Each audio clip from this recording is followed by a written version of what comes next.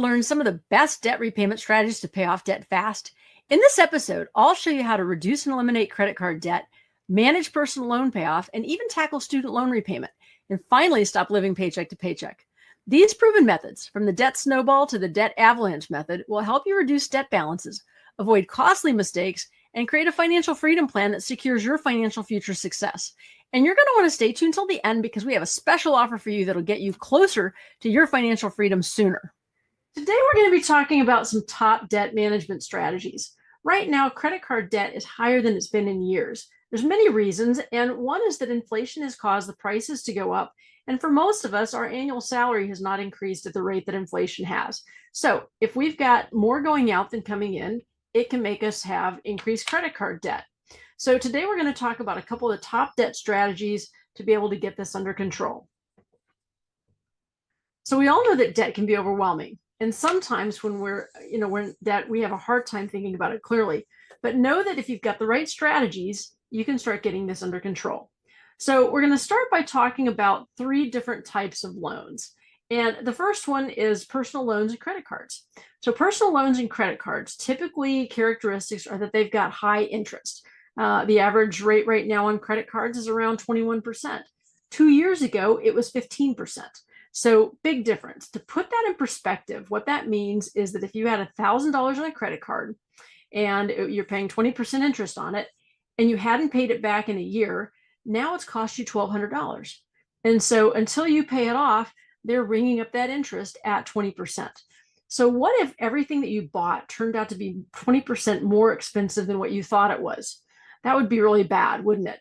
So years ago when I was working in Houston, I had an employee that they had a car breakdown. It was unexpected, and they were spending basically everything that they were making, and they needed to get another car. They needed to be able to get to work.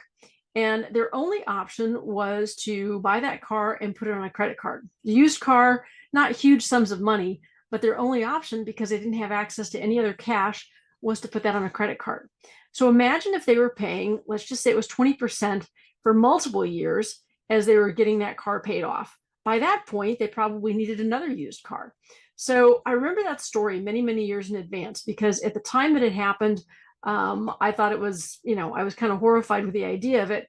But if you don't have any access to any cash, then what do you do? So again, personal loans and credit cards, high interest rates. Right now, they're averaging about 21%. So the second one here is home equity loans. So a home equity loan, while it may seem like a good idea, we want to make sure that we understand what the terms are. So some of the common misconceptions about home equity loans is that they're free because you own a house. And 2 is, that the interest is being paid back to you. And what I can tell you is that they're not free. There's costs involved in doing that. And your money, the interest is being paid back to the bank. It's not being paid back to you.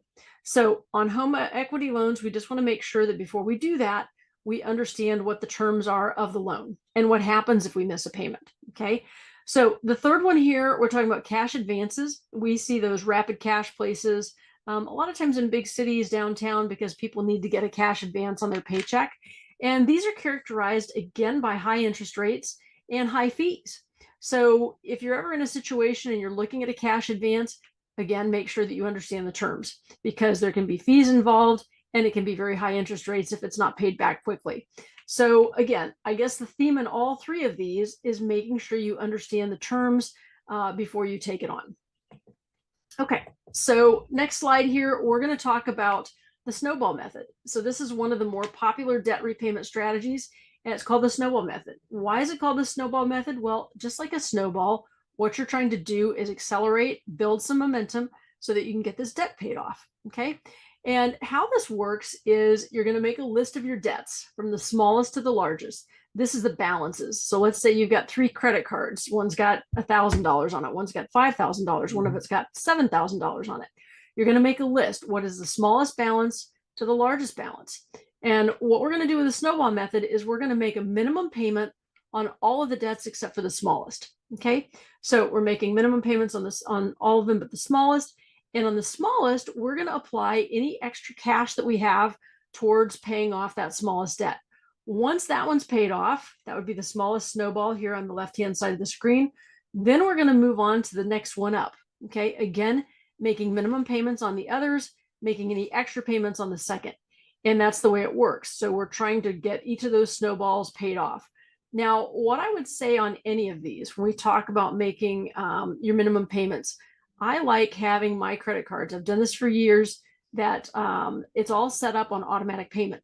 It's coming out of my checking account. It's coming out of the checking account where money is coming in, and it's the minimum. And there's a lot of people that will say, well, I think I'm going to be able to pay it off every month.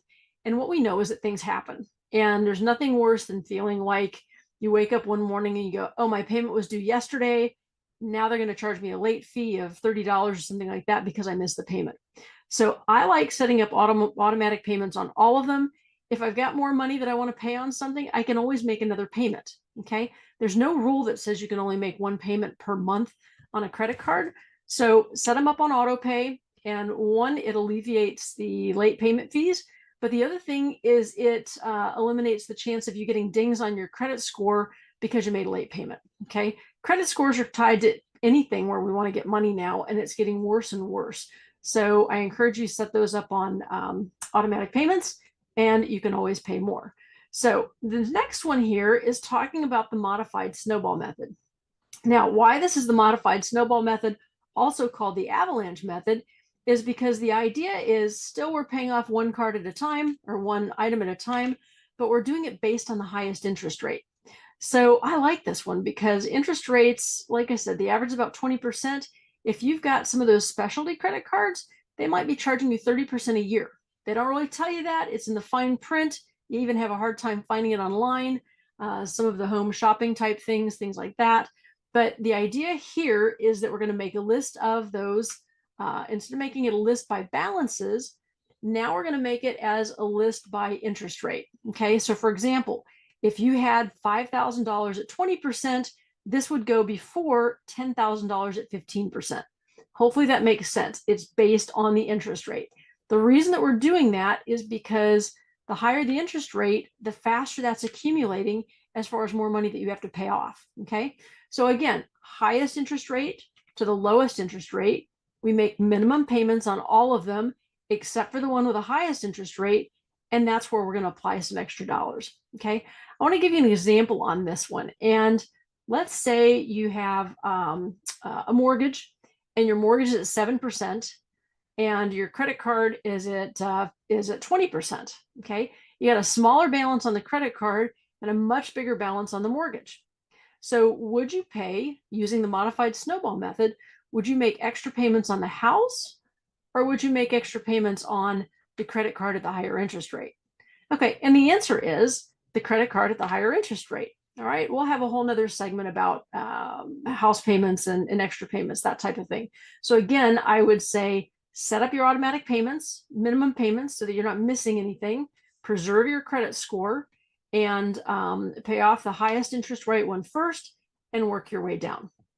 So to reduce your debt, even pay it off, start implementing one of these strategies today.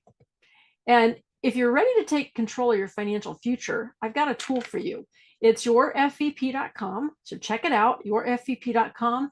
And it's a tool that I created that in 2 weeks, you can make 2 steps towards making your retirement dream a reality. So thank you for watching. We'll see you next week.